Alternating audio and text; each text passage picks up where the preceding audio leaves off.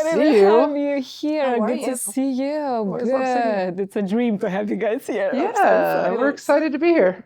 So I wanted to introduce you guys, and I love the girls here, Ali and Mel. We're gonna start with you, Okay. if you don't mind. We'll go like this. Sure, of course. So can you share a little bit can you tell me a little bit about your story? And let's start from the beginning, because Okay. your story is fascinating. Yours too. We're gonna be like, the story into cybersecurity. Let's start with that. Okay, all right. Yeah, so I started hacking when I was 13 years old. And for me, hacking was always about taking things apart. And so that to me is really all hacking is trying to figure out how something works and by just taking it apart and reversing it. And then, sending a stimulus that the developer didn't expect to receive. And so for me, I started hacking when I was 13. The first network I hacked into was a fast food restaurant. Say which one. No, because that never got caught. And then when I was, don't want to incriminate myself. When I was 17 years old, I hacked into a government network and went to school one afternoon, a few weeks before I was supposed to graduate, actually. So I almost made it, and I was arrested on campus at school. So I instantly went from the most unpopular kid in school to the most popular kid in school in one afternoon. So, Bad. yeah. A government. We don't know. We don't. Yeah, I don't like to talk about it. Arrested by FBI or some serious deal. So yep, government agents. And so for me, I was lucky in that regard. I think my guardian angel was with me at that time, because the arresting officers didn't handle the arrest correctly. So I think, honestly, I just don't think they've ever arrested a hacker before. And you have to remember that this was in 1997. So things were very different back then, especially with hacking. And so I don't think the arresting officers understood what they were doing. And they took me into a back room without my parents there, without a lawyer there, and interrogated me. And so the district attorney didn't want to touch it. So my guardian angel was definitely with me that day, I think, and ended up just getting a hard reset, if you will, on my life, where I had an opportunity. The school obviously expelled me. Like, my school career was over at that point. So I'm technically a high school dropout, and then decided that that's not the life that I wanted to live for myself. And I ended up starting my first company at 17 years old and sold it to a public company when I was 20. So I started at a very young age as a serial entrepreneur. And when fast forward a few years, and then I sold my second startup when I was 27. And in total, there were micro acquisitions. So in total, I did about $8 million in M&A transactions by the time I was 27. So it was an interesting ride. For me, I was addicted to the crack of hacking to a network. It's very much, I've never been a crackhead or addicted to heroin, but it's almost like, I would imagine, like heroin sort of running through your veins when you get root on a network, or domain admin You're so on a close network. to it, and It's very addicting, and you become very obsessed with it. And I was very much obsessed with that rush of hacking into anything and being able to, for me at 17 years old or 13 years old, hacking to a government network was huge bragging rights, right? So for me, I got very addicted to it, and I was lucky because my life could have gone a very different direction. If those charges would have stuck, I would have, because they were trying me as an adult because I was so close to my 18th birthday. So they were going to try me as an adult, and luckily my father got really good attorneys, and I got I like to say, like, by a hair. It was a technicality that got me off. And now at the time, you have to remember that hacking wasn't as sexy as it is today, where when you go in for a job interview as a pen tester, now being able to say I was a black hat or I'm a recovering hacker, it's very sexy. But back then it was very taboo. And I had to keep it a secret. I would go into job interviews, not talk about it. And so, hoping that it didn't come up on my record. But I was really lucky. And then Fast forward beyond that, I ended up going to work in the U.S. intelligence community in cyber warfare. Because Yeah. they always give that job to. Yeah, government actually hires a lot of former hackers, but obviously, having that clean record, having the ability to either get a TSSCI clearance or anything like that in that level of a role for the intelligence community, it's important that you don't have things like a felony conviction or anything like that. Yeah. So. How long were you in the intelligence community? I worked for the IC for, I want to say, about 5 years. We supported counterinsurgency operations in Afghanistan and Iraq and counter ID operations out there, and spoke on Fox News Live about the Al Qaeda cyber attack threats, which is how they originally reached out to me. Man, because I remember I saw a video of you shooting. I was like, Yeah, she's a badass. yeah. I traded in. They sent me to close quarter combat training, so I went to CQC, CQB training, and I also was a trained sniper. And so our role as defense contractors, if anyone remembers the Blackwater days, we were private military contractors, so we were bringing people out of the sandbox who were making 30, 40,000 a year and putting them back out there, pretty much doing the same MOS in their role at about $1,000 to $2,000 a day. I mean, defense contractors during that time, during Desert Storm, Desert Shields, and everything that ensued afterwards, you had defense contractors clearing 300, 400,000 a year, if not more, from leaving active duty at about $30,000 or $40,000 a year salary. It was a very different time than it is now. But they also had a lot of risks, a lot of, not just health-wise, because a lot of Right. bad stuff that they. Well, it was interesting because you were going in for intelligence support operations because under law, as private military, we were prohibited from actually engaging in active combat operations. That's not, we're not uniformed soldiers for a country. We are contractors. So technically, the Pentagon couldn't put us into some sort of, in a military operation, but we were counterinsurgency support. So, you had at the time women who couldn't be in, special forces roles or in combat, these combat roles, but they were support, they were logistic support. But you ended up in a firefight anyway. You would be in Afghanistan or Iraq, and you may have been doing coin support, but you could have very easily ended up in a firefight. So it wasn't all that. The only difference was khakis and Oakley sunglasses. That was the only difference between us and active duty soldiers. Yeah. Yeah, 'cause they had to train you like as if just to make sure, What are some of the most significant milestones in your cyber career? I think probably near the latter part of my career, right? So I have Besides been in. meeting Mel. Yeah, of course. She was the highlight. But I worked in cyber for 24 years, and I think over the 24 years, you're taking pen testing jobs or what's called penetration testing as ethical hacking jobs, forensic analysis, incident response. And then it really wasn't until the latter half where I started to do things that were sort of big deals, in the sense that when I think just a few years ago, I had figured out how to hack millions of patient records through what are called fast healthcare interoperability resources APIs, or FHIR APIs.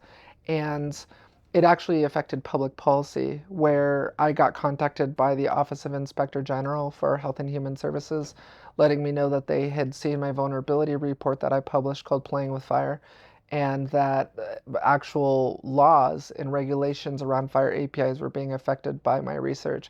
So I think that was probably the biggest. The second biggest was the vulnerability research report that I published on hacking law enforcement vehicles, where I had actually presented to every DoD component, in the U.S. intelligence community, all the, NSA, CIA, FBI, because they all use Ford vehicles, and the vulnerabilities that I discovered were in Ford APIs that allowed me to remotely control the vehicle, either remotely turn on and off the engine, or lock and unlock the doors, which of course can be, quite a problem for law enforcement. Of course. So Is that the thing that you discussed at Harvard? Because I know they. I spoke at Harvard a year ago, is it? No, it was like a few months ago. Oh, okay.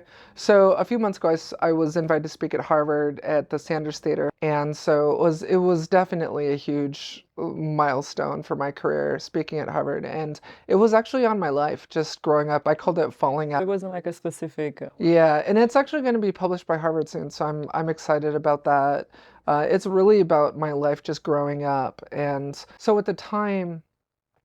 When my life, the journey that I've been on in wanting to start and sell companies and really just break the rules. If you think about it, my whole life has been about breaking rules. Started from me falling out of a tree, a 30-foot tree when I was young. So yeah, so I titled the presentation "Falling Out of Trees," and I wanted to impress upon the Harvard students that climb that tree, meaning that whatever it is that's stopping you or you're afraid of, uh, that's causing you fear and holding you back from doing something, climb that tree, meaning go over that, walk over that mountain or hill or whatever is in your way and get around it. Find out, even if it means climbing above it, it just to be able to chase your dream. And I've always lived my life by this quote, build your dreams or someone will hire you to build theirs. And so that's really the point I was impressing upon the Harvard body. That's amazing. Yeah. Oh my gosh. What about Mel? You want to tell me a little bit about your Her story is a backstory? lot more interesting than mine. I don't think it's more It went up more interesting. traditional. I was Yeah, more it's very non-traditional. traditional. So, right out of high school, went into college, and I won't go too much into the details, but my mother convinced me to go into cybersecurity at a very young age. So, at 18, went the traditional college route and got a degree in computer information systems with a minor in computer science, and got my first internship in I want to say it's in, yeah, Islandia, Long Island, so Nichols Road, where Computer Associates is. And at 19, I was an intern at Computer Associates, and I fell in love with it because I was finishing my degree while working full time, and they ended up offering me a position, and I loved it. I just loved cyber and information security, and that was very new. Talking about when I was 19, so over 20 years ago, and that wasn't really a thing back then. I didn't take the offer because I ended up moving to Virginia, where I got a government job, supporting, finishing up another degree I did, technical degree in network security, and then getting a job for the Department of Defense. So I spent a lot of my tenure years learning, serving, yeah, as a civilian, working for the Department of Defense. So she defended government networks against people Yeah. like me, and I was breaking. So it was spy versus spy got married. Yeah. Sure. And yeah, it's like, You're reading my mind. and it was great because I learned about everything, network global operations, threat intelligence. And we're talking about 20 years ago. So the adversarial, attacks were different then. I got a phone call from my parents and they're like, hey, you're in Virginia. We're leaving the house you grew up in 20 years. We're going to Las Vegas. And I kind of had a little bit of anxiety. I was like, oh no, what do I do? Do I go back to, New York, or do I stay in Virginia? Or go to Vegas? So they're like, come to Vegas, see if you can find any jobs out there. Me, I've never been, so naturally, because I had a clearance, I started looking for jobs, and I got picked up by the Department of Energy in Las Vegas. So I loved it because I was able to transfer my clearance from a TSSCI to a TSSCI and keep it, but also have a Q clearance. So and Very support cool. the Department of Energy to the team over there. So, but the thing about being a blue teamer is that unlike the black hats, you can kind of like vocalize what you've done and like talk about it, but they try to really minimize what we know, and Kat, through OPSEC. So we can't like say, hey, we've done this, we do some amazing things, but we really can't talk too much about it. But it was great. I think I've learned so much from the attack perspective, really found my niche in the threat intelligence side. And of course, got an opportunity to build a brand new security operations in 2013 for a large casino in Vegas. No one back then had really any global outfits that were successful. So yeah, so and they were breached, and I led a team help build. I was part of a big team that helped build out of security operations, and they sent me to Singapore and Macau, and I built security operations teams out there, and that was phenomenal because I got to travel and then also work in different cultures and learn different rules, and yeah, so I got an opportunity to leave the government sector, which was very hard for me because I probably would have stayed there to the full 20. I loved it so much, and I think I had the best time in the government side. But an opportunity came to help build something new. So that was something that challenged me, and I was able to not just do it in the U.S. but also go overseas to do it, which to me was the best part. Yeah, so I did that, and then left the, I guess you could say, the corporate side to go to the commercial vendor side. So I supported a pretty amazing niche consulting firm based out of Toronto, Oh, wow. and there is where I was hired to run the entire managed service practice with about 150 cross-sectional units in incident response, threat intelligence, security operations, engineering. She's quite modest. It was Robert Herjavec from Shark Tank. So it was Herjavec. Yeah, it was fantastic. It was probably learned a lot, and what I've learned about myself during that time frame was that in services, there's not one silver bullet for security, right? So you really have to listen really well to the client and then really learn everyone's environment's different. So I was really good at building new services and helping them sell, right, to these different companies and different verticals, whether it's financial or healthcare. It's a plethora of different verticals. So that was to me a lot of fun because I learned so much, and not to mention I had access to CISOs and CTOs and CEOs, like really high level executive, you know, individuals that were probably the best in the space And so many and had so connections. many mature teams. So to work with them was an honor, one. And then two, to help them build and secure their environments was phenomenal. So for me, I learned a lot that way. And I learned not just, how to secure networks, but how to build a business around it too. So it was kind of almost serendipitous when I met Alissa because we both got nominated for awards at Black Hat, where she was nominated That's for where you guys Hacker of the met. Year, Yeah, and I was yeah, exactly. nominated for Cybersecurity Executive of the Year. And at this point, I was almost at my 20-year run, starting from intern all the way to executive leadership. And yeah, I met Alissa. I knew her beforehand, and actually, my date was my brother Matthew, and Oh, that. my partner in crime for Alissa. And I was like, hey, come with me to meet Alissa Knight. She has this amazing, she's a car hacker. I know of her publications, and I really want to just meet her. So you tell the story better So on you your were her side. fan. I was. I She was a was, she was fan. a, she was, she was, Fan. yeah, she I was had a heard fan. about me well before we had met. So it was, yeah, I ended up meeting my biggest fan, marrying my biggest fan. Yeah, so we kind of put her perspective. For me, I was like, oh my God, she's this car hacker. And you read about her. She had all these videos on YouTube. And she was like, an influencer. So I was like, nice to meet you. And somehow we got connected for coffee the next day, and then we just knew from there. Somehow I asked you to Yeah. coffee. Well, I'm like, you want to go to coffee somehow tomorrow morning? because I didn't give you my cell phone number and I Yeah. didn't give you my email address. I ended up stalking her. So Validation. yeah, so it's an interesting story. She was at the time based in Seattle. Obviously, I was based in Vegas. And she was like, I'll move to Vegas. And then 6 months later, we got married. And she told me, she's like, hey, look, wouldn't it be cool if you would quit your current position? You got to remember that I, grew up in New York. My mom was a teacher. My dad was in sales. They didn't come from money. Actually, I'm a first generation immigrant on my mom's side. So my mom obviously is from Ecuador. My father's background's from Greece. And the thing in the house was go to school, get a good job, save, and be able to buy a house. Yeah, So American dream. yeah, to do that all. What So did at you a say? very young age, and it takes a village to raise people and kids. And I was raised not just by my parents, but my godparents and my aunts and uncles and my cousins. So everything was like go to school, go to college, get a good job, have some security. So I did exactly that, and I was consistent. And I want to say, a lot of people go to school, go to good schools, but I want to say the percentage of individuals who go to school don't really follow through on a career path for that college. So for me, it was a goal of mine to not just go to school in a specialty, but to actually get a successful career in that specialty.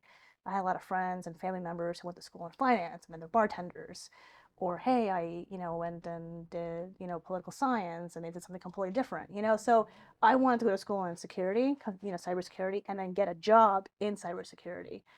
And luckily for me, I had a lot of scholarships growing up. So a lot of my school was 100% paid.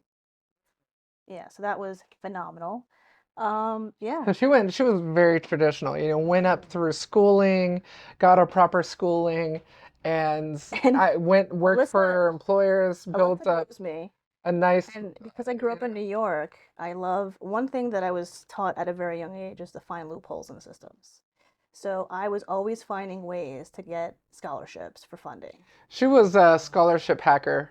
Can you So, share what like my tech school was almost $80,000. Got it completely for free. how do you do all that? How You do just have to go to the state, explain, they ask you for all this information, and you have to apply, and you have to like send them an NNSA and explain why you deserve this funding.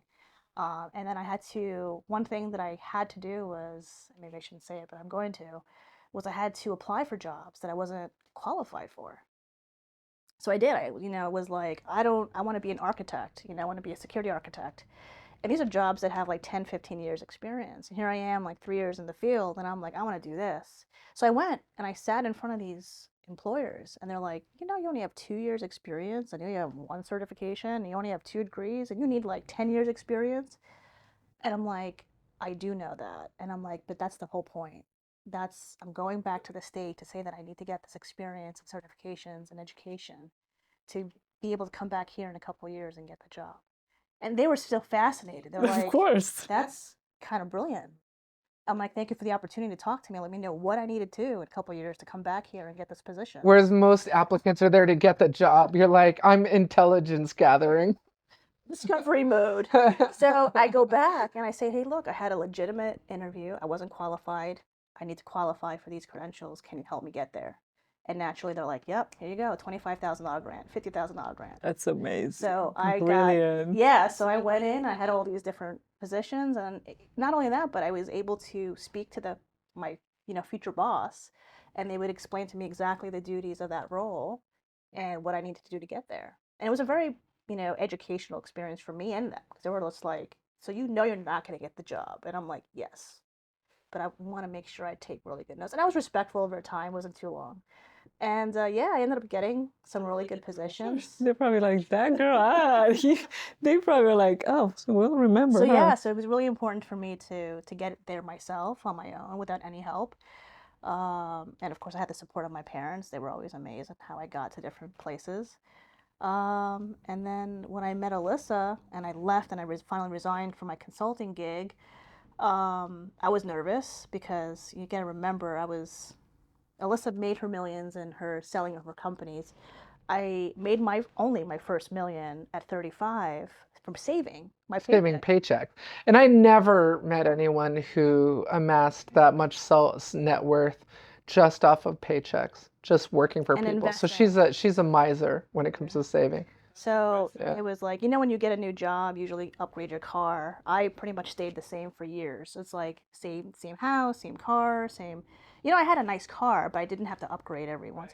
So like my salary went up, but my cost of living still remained down here. And when I met Alyssa, she's like, holy crap. She's like, your net worth is like insane. She's like, I've never met anyone who didn't sell a company and had this much equity. We live in such a consumer economy, just constantly consuming, spending money as soon as you get it. So to me, Mel, who just saved every penny she could, didn't go out and party with her friends when she got invited, because to her, that $200 she'd spend on drinks, she'd rather save it. So I was really impressed with her and meeting her, that it was just like finding a unicorn. Someone that knew how to save money in 2020, the 2020. And when Alyssa asked me to resign, the reason why I was so scared was like, like I'm making really good bank right now. Do I want to like security blanket? But Alyssa's like, but hear this. She's like, it might be rough in the beginning, but keep in mind you're working for yourself, so everything goes back to you. For me, when I was selling her the idea, because and she left out the part of what I was asking her to leave for. We had started our first company called Night Inc. And Night Inc. was a digital marketing agency. So we would sell white papers. So cybersecurity vendors would pay us $50,000 a white paper for me to write a white paper for them. And it was it was what I called adversarial content, where I would hack a network or hack a system and show how their product would have prevented it. And so they were paying top dollar for white papers like this. And so I went to Mel and I said, look, this is really taking off. I could really use your help. And at the time, much to her defense, in a way, she was making 385,000 a year, almost 400,000 a year. And so I was asking her to leave a job like that was, I think, what something most people would laugh at. But Yeah, it was she jumped in completely blind, trusting me, and but I mean, I think first time entrepreneur for me. yeah, I think So I was for excited. to her credit though, I think she knew that I had that experience of starting and Yeah, selling of course. companies versus someone who would come to her and has never started a business and doesn't know what they're doing and says, "Leave your $400,000 your job for me and let's start a Right. company." And also because she was an expert in that already, she's already successfully done it a few times. We also had enough savings that if anything were to fail, not that it did, or Yeah. we haven't to date, knock on wood, but we also had a safety net too that we both, combined our forces together. And we And had then Night Inc. eventually became Night Group, and then we started moving on to 5 other companies. But I know I don't want to jump ahead. I know you want to talk more about that. So yeah, so that's kind of where it started. And keep in mind, I think the most important thing too is when I met Alissa, she was working for this analyst company, and she was doing I her version. She was was starting an industry analyst. Yeah. industry analyst, and she was actually building the cybersecurity sector for that company. Yeah. And, I was watching her because, I, as an executive working for a very successful company, I was like, my God, you're doing the role of 3 different people.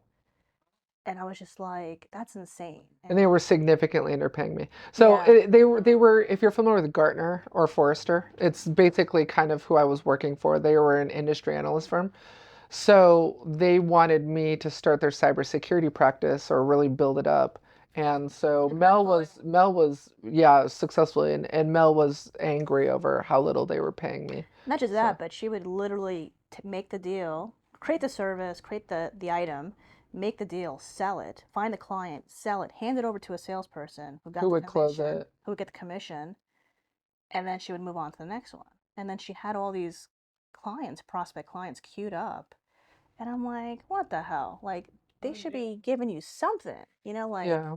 so COVID hit. That was 2020. We actually started Night Inc. in February 2020.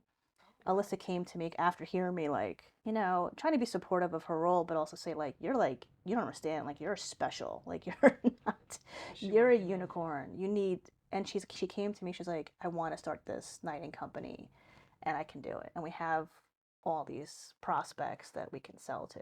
We had a lot of cybersecurity vendors that Yeah. basically left their contract with the analyst firm and said, "Look, we'll follow you," because they knew that I was the one doing the content.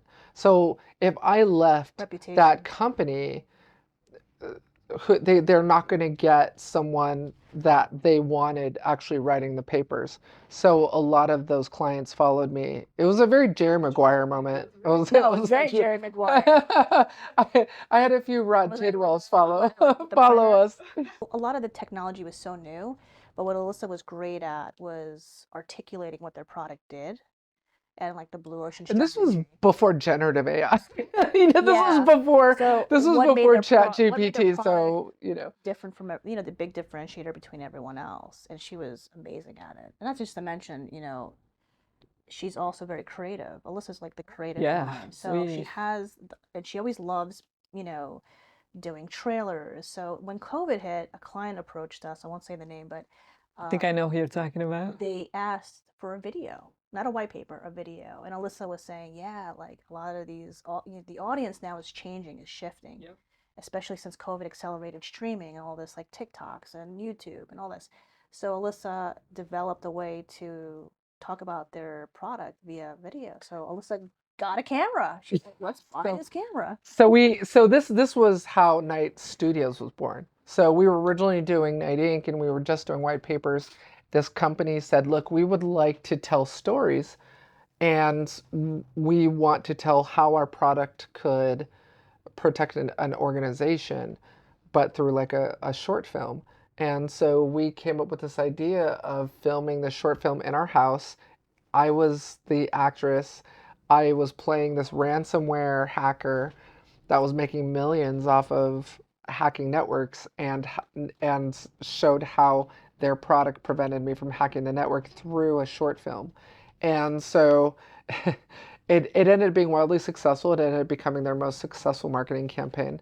The company was eventually acquired, and we looked at each other and said, my God, that was fun. You know, this is we were, not only was it fun, but we seemed to be good at it. And we started, the thing that I've always been quite good at is sales. And so I was, you know, it was really important. So I began reaching out to other cybersecurity vendors saying, hey, look, why don't we create a TV series for you? And we'll integrate your product into the story arc. It was Ransom, right? The first one? Yeah. First one was Ransom. And it was fantastic because during that time, everyone is at home. You know. Was it Ransom or was it Catastrophe Inc.?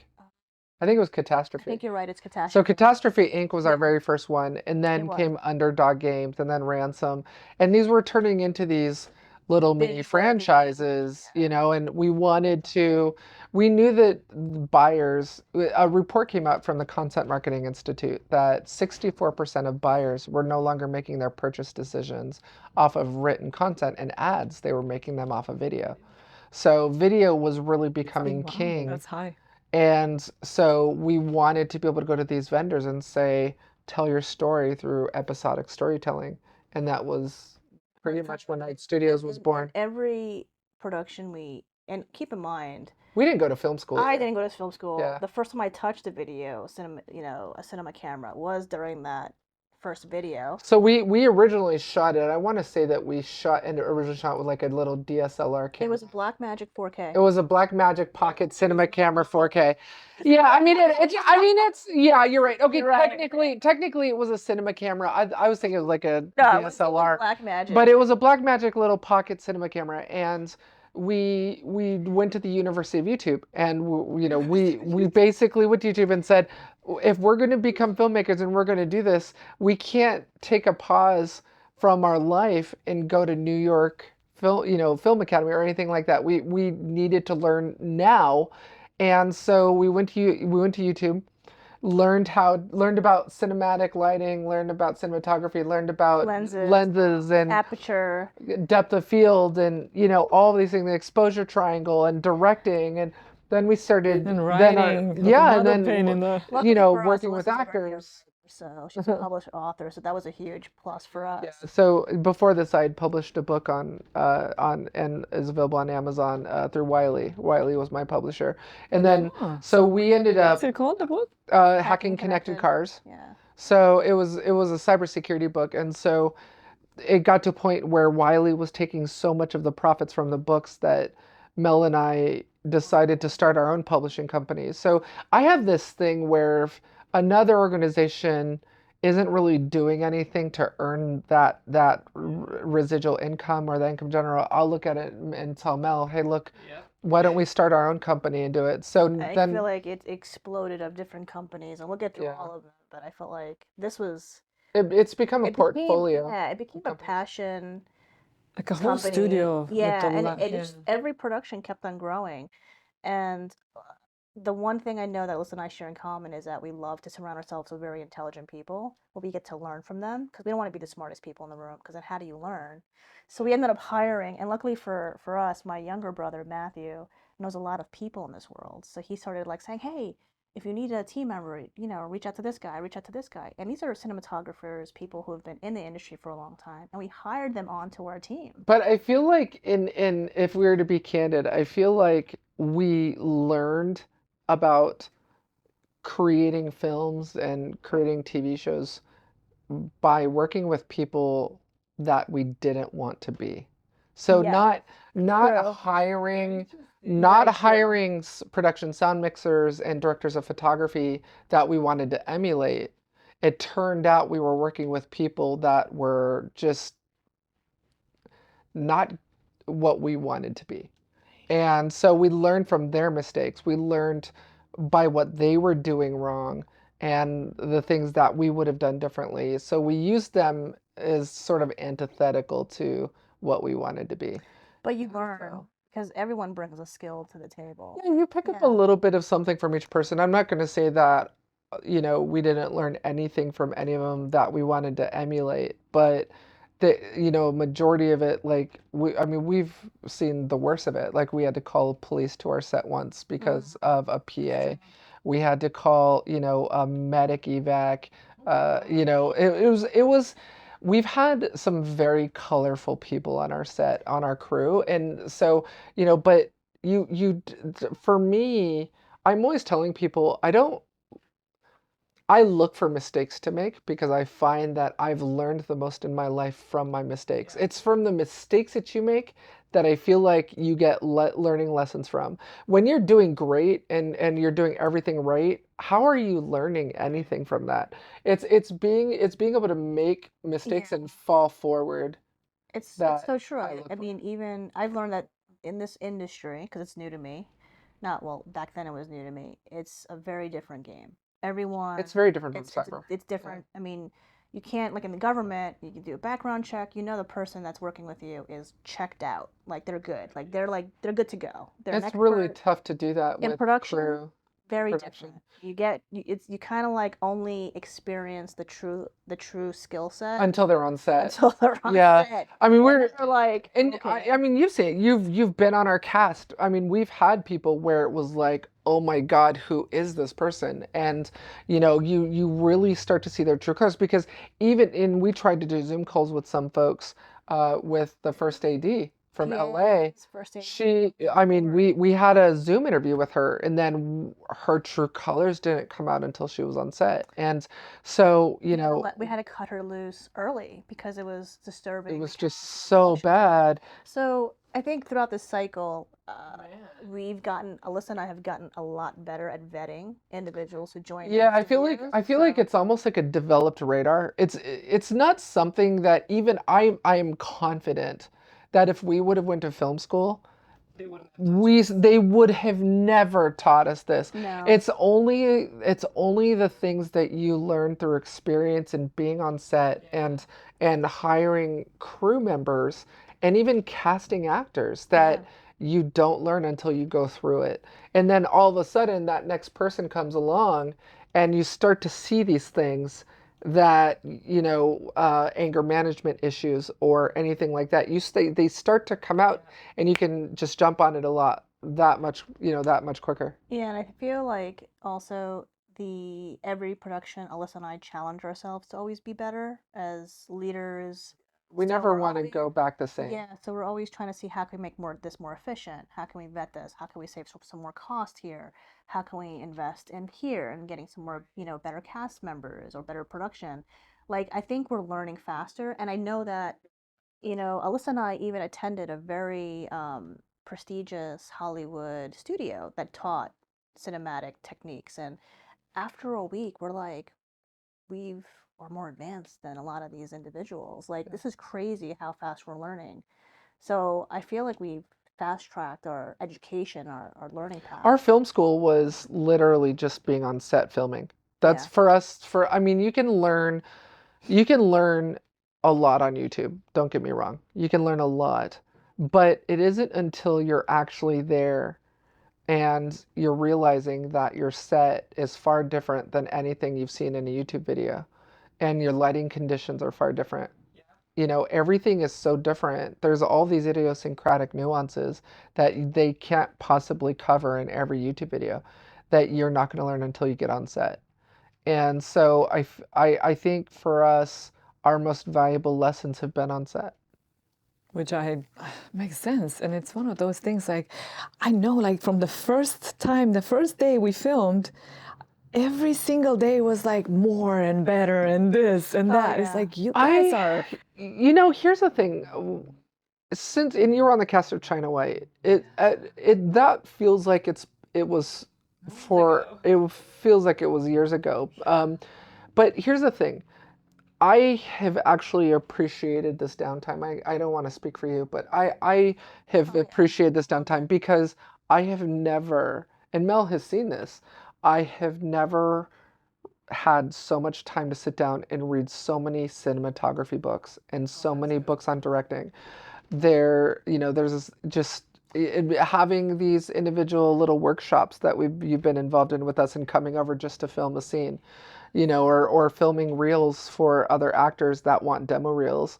Having that opportunity to actually put into practice what I'm learning in cinematography books. And these are the same books they teach at film school. I went to these resources and was finding out what books are these professors at these incredibly expensive film schools, what are they teaching? And you can get those books on Amazon. And I think a lot of the problem today is not many people read anymore. A lot of people are looking for the YouTube video for the book, and there are some things that you simply just can't get unless it's from, these books.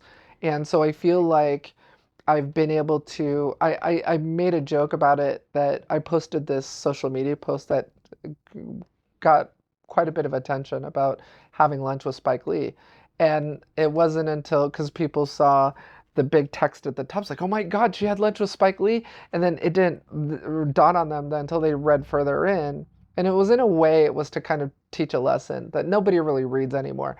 And then it wasn't until you got in further in that you saw that, no, I had lunch and I had a book written by Spike Lee or about Spike Lee. And so, it was to sort of prove a point that you can peek into the mind of these amazing directors of photography or amazing directors and spend lunch with them and actually learn from them by simply just reading their books. And so I've learned a lot in this downtime since China White. And so we are definitely eager and looking forward to getting back to set with Shadow Unit. I am excited too, and I actually wanted to say, like, what inspired you guys, like, so, because this is more than just you're doing marketing. I know you're doing the stories, the reels for actors Right. at a very good price. 3-minute video, every actor needs one, and especially every year because you don't want to have old stuff. So that's an amazing thing. Then you're doing TV shows where the stories that come out, the cybersecurity stories, and you're still doing the papers. The ink? We're not. We actually have decided to shut down Night Ink because if you were to ask me, where my passion is, I mean, we have the coffee company with Night Coffee. Oh yes, the We have coffee. Night Publishing for book publishing. We have Night Studios. We have Night Events where we're doing annual conferences and events. Our last conference had 1,800 attendees, 85 speakers. So we're starting to build up that events business now. We're going to be working very closely with MasterCard to do events for them in different cities. So we're building up that franchise. So it's really become a portfolio of companies, sort of like a venture capital fund. And so for us, the idea of sitting down and writing these long white papers wasn't really appealing to me anymore.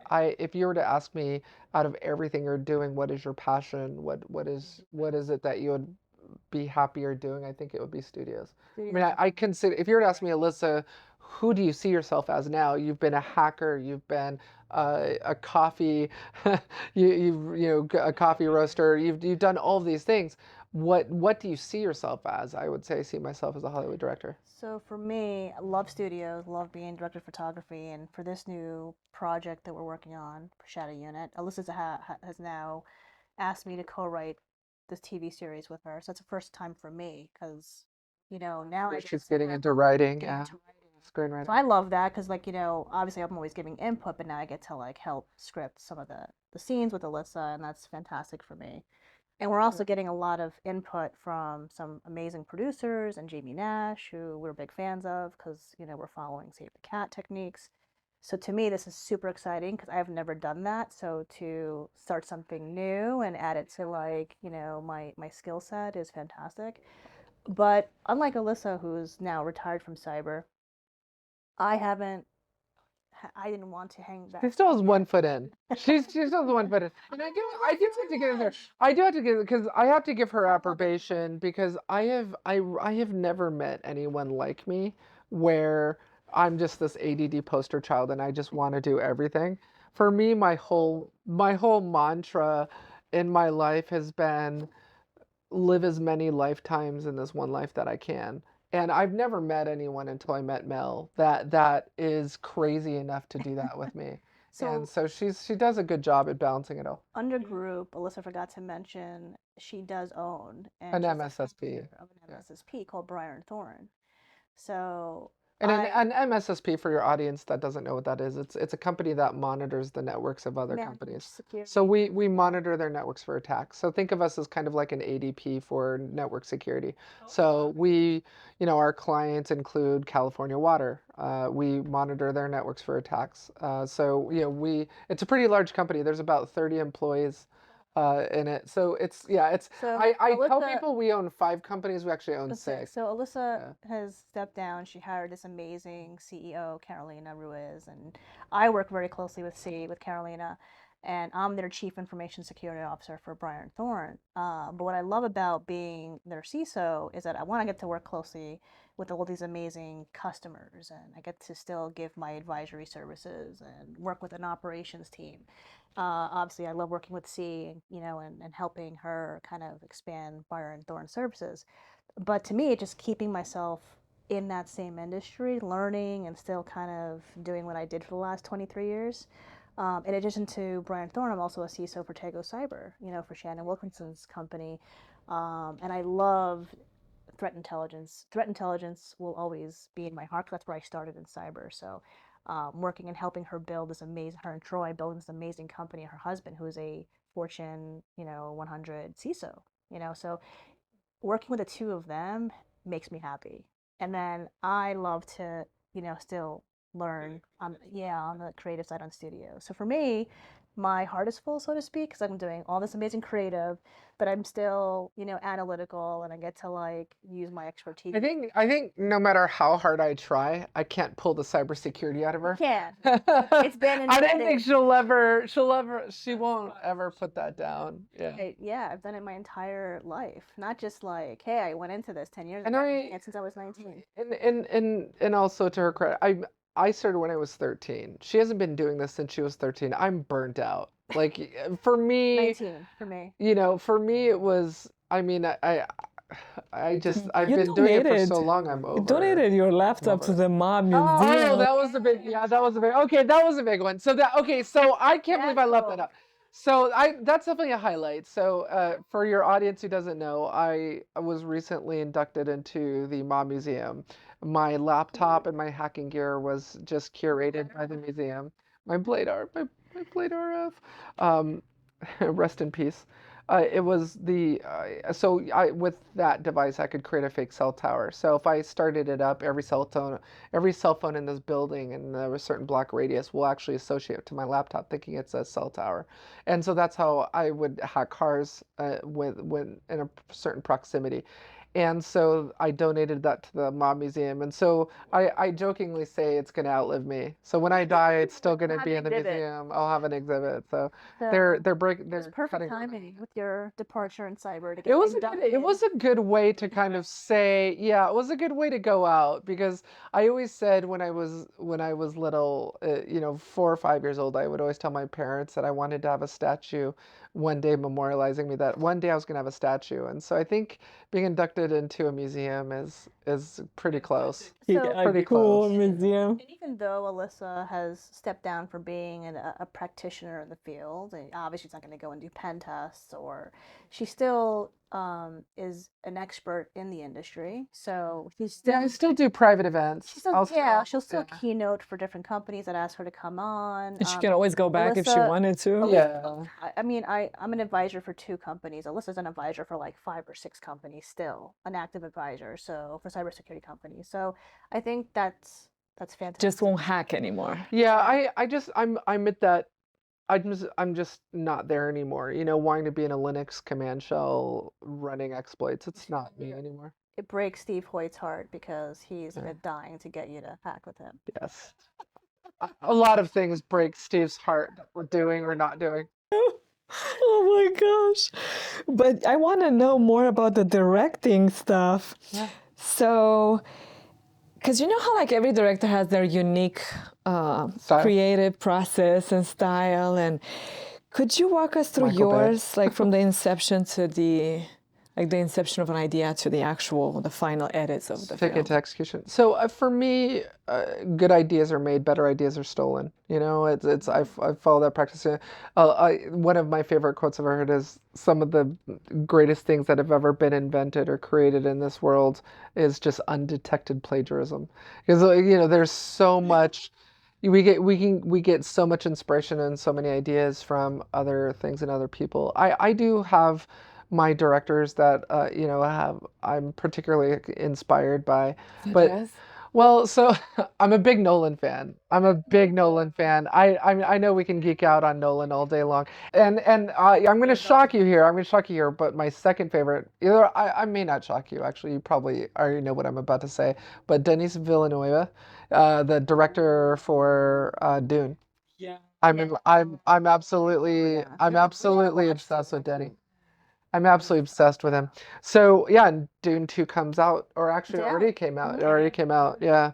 So I'm a huge Denny fan. But so I think, you know, what's my process as a director? So it's getting breaking. So obviously I come from a different perspective because I'm also the screenwriter. So I take my background and knowledge in hacking and I apply it for technical accuracy to these stories we're telling. So our area, our niche, for those who are not familiar with Night Studios, is procedural crime dramas, specifically cybercrime. So right, so Shadow Unit, the new series that we're working on now, is going to be focused on the five families, which is the five largest ransomware crime syndicates in the world that have gotten together and are working together. And it's very mafia. So it's very mobster. So it's very much a Sopranos meets Mr. Robot. And so to what my process is, I'll write the screenplay. As Mel mentioned, we follow the 15-beat act structure from Save the Cat. So what we'll do is I'll write out every scene and then I'll use something like Shot Deck to get, which is basically a website that catalogs all of these very cinematic scenes from every movie and every show. And Lifesaver. I'll go through every scene and I'll find sort of the mood and inspiration for in creating that what's called a series Bible. So I'll get the look and feel of the world, of the story world, yeah, and get the colors down, get the inspirational images down, and then I'll do that for every scene. And so before I even go to set, I'm already handing a perfectly bound book to my DP on what I'm looking for in every scene. You know. Which for the day for us, for the camera team, is yeah, we get to, you know, make sure we're building our kit based on the shots we're going to need. So what type of lenses we need for every shot, what type of lighting techniques are we going to use, you know. And I'm not a big storyboarder. I'd much rather take photos from other movies, other shows that I like for each individual scene and camera angle and give it to Mel, because to me that's going to resonate a lot more with the camera department than a pencil sketch drawing of what I'm looking for. Even the actors, the talent has come up to us and say, hey, what's a shot you're trying to achieve? What do I need to kind of look for? So I would share that too, like a visual. Hey, this is what Alyssa's looking visually to achieve for this. So this is where I need to block you.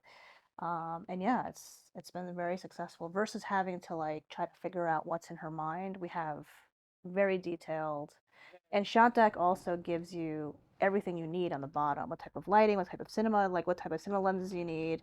It tells you everything about the shot. I'm watching the AI, you know, generative AI very closely because I can see us in Shadow Unit using generative AI a lot more in this new franchise with Shadow Unit, because you can go in there and have it generate exactly what you're looking for.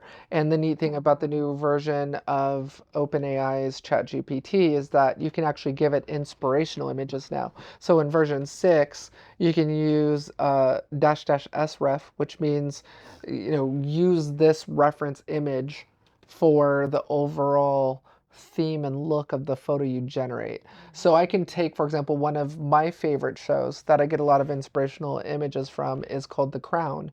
And so Netflix. yeah, it's a great, I be careful, it's very I binge got worthy. Ellie binge watching Yeah, it. you'll binge I it. was watching it for So what I can do is I can go into ChatGPT and say, generate this image of three women sitting in a room doing a podcast interview, and use this image from The Crown from Shot Deck as a reference, and it'll recreate this room in that style. And so it's very interesting. So it sounds like AI is a good thing.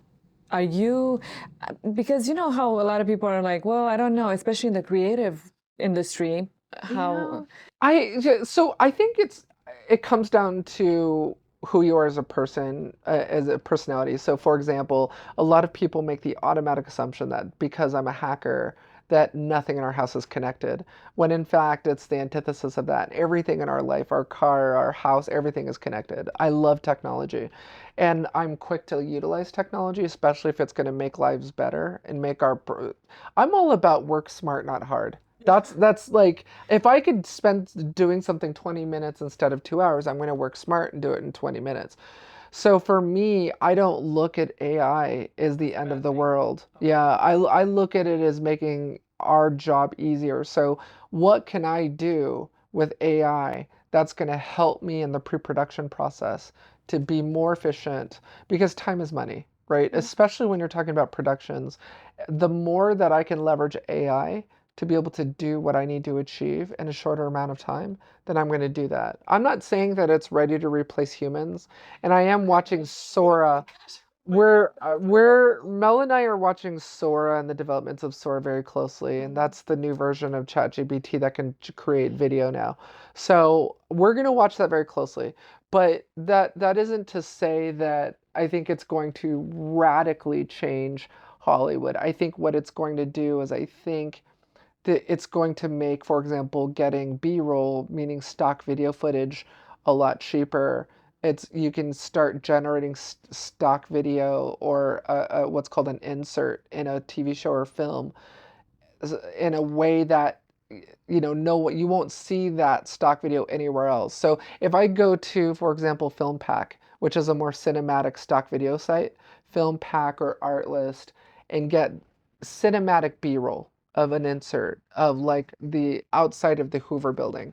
If I use that in our show, you could come along in your show and use that same stock video footage. Nothing stops you from doing that. So now our two TV shows have the same exact stock video footage. But with Sora, if I go in there and I generate a video from Sora that says, a top-down drone shot of the FBI Hoover building from across the street, that video that Sora generates me is probably going to be pretty damn unique, that no other show is probably going to be able to generate or see, because if unless the exact prompt, yeah, and even using the same exact prompt, will it generate the same exact thing? I don't know. I think too, I agree with Alyssa 100%. I don't think we're there yet where AI is going to replace humans or there should be any, of course, as people learn to use it, there's going to be a lot more governance around it, which I believe should happen to help, like the actor strike, and they should protect, I know, because their extras, a lot of yeah. extras are So I being, think there's a lot of good things that are happening because of AI, but to Alyssa's point, I think it's a huge tool, especially in our industry.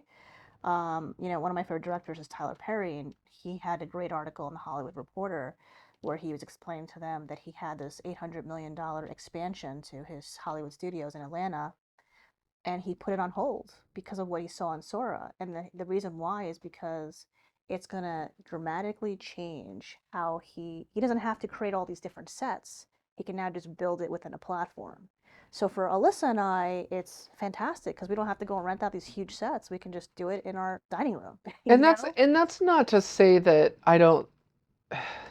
That's I definitely think Sora and other tools that start to crop up that compete with it, I think it will definitely affect virtual production. And I think that's what Mel's referring to. But here's the thing. I don't see it replacing virtual production right now. Because, I mean, if you think about it, let's say if we were to generate an entire scene and have actors in it, for example, a woman with long brown hair sitting in a chair, how do I get AI to generate exactly you in every single scene that I use video footage for? It's probably going to generate a completely different woman every single time with long brown hair. Cool. So there's no consistency. However, I might go into Sora and generate a video background for a virtual production stage where you're sitting in front of an LED wall or a green screen and have Sora generate the video behind you that I use an Unreal Engine. So, we're in I think we live in a really exciting time. To me, it's huge because we're always thinking about backgrounds. How are we gonna do a new? Well, we're doing a talk show with Jerry Auger, right? And we need to have an amazing Tokyo cyberpunk. He wants like a set. Neo Tokyo futuristic So set. we're now playing with the idea of building this, and now that AI is very sophisticated, I mean not perfect, and it's gonna over the next 12 months we're gonna see it advance even more. And I'm excited about what Apple's gonna put out because from what I'm reading in, you know, all of my Apple News feeds is that they're about to crush ChatGPT.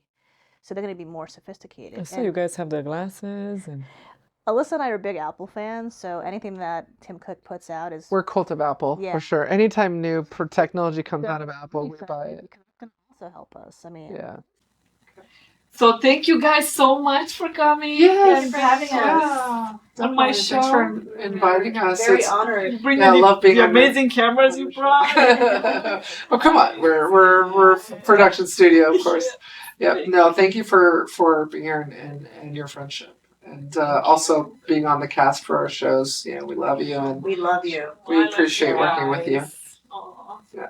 thank you so much. All right. Thank you to all of you as well. Yeah, thank you for the audience.